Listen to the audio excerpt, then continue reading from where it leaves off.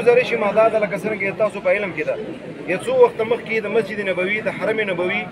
توهین وشولو تذلیل وشولو خو دا یو حادثتي واقعه نه وه بلکې دا پری پلانینګ و یو منصوبه بندي وه په دې ځای کې باقاعده منصوبه بندي وشوله هغې منصوبه بندۍ په تحت باندې هغه ځای کې د حرم نبوي توهین وشولو او د جمعیت علماء اسلام په منشور کې د اماکن مقدسه مقدس کم اماکن دي د هغوی حرمت د هغوی احترام دا هم په هغې کې شامل ده نو دغه حوالې سره جمعیت علماء اسلام دغه معامله ډېره نازکه وکتله څه دا کم خلک دي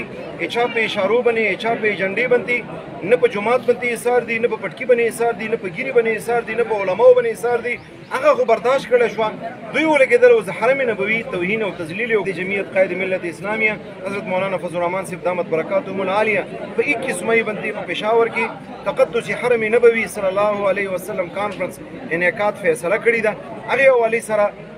تاسو په توسط سره د ضلع هنګو غیور عوام د ضلع اورکزۍ غیور عوام بلکې چې چاته هم تاسو په توسط سره ما آواز رسیږي د نبي علیه السلام د حرمت په خاطر د نبي علیه السلام د عزت په خاطر د نبي علیه السلام د حرم د حرمت په خاطر باندې خپل مال خپل جان خپل وخت هغه ولګوئ که ګاډی در سره وي خپل حلقه احباب خپل بچي خپل یاران دوستان دې پروګرام ته بوځئ د دې پروګرام بنیادي غرض او مقصد همدغه ده چې کوم توهین شوی ده چا کړی ده چې ټول قوم ته د دوی چهرې پته ولګېږي دویم چا په سازش باندې دغه کار کړی دی هغوی ته هم دا پته ولګېږي چې د کوم سازش مونږ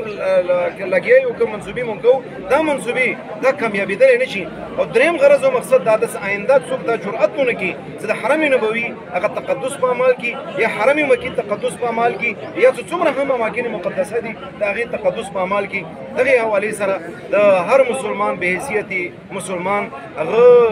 غیرت تقاضا ده چې دې پروګرام کې په ټول طریقې سره شرکت وکړي انشاءالله دغه شرکت او دغه تګود او دغه مهنت د نبی علیه السلام د شفاعت ذریعه ګرځېږي یو ځل بیا د عطاورحمان صاحب د دوی د ټول فیملي د زړه د کومې شکریا ادا کوم او تاسو هم شکریا ادا کوم چې هرې معاملې کې چې کله هم تاسو دعوت درکړلی شوې ده ښایسته طریقې سره مو اواز تاسو قوم ته رسولی ده ډېره مننه ډېره شکریا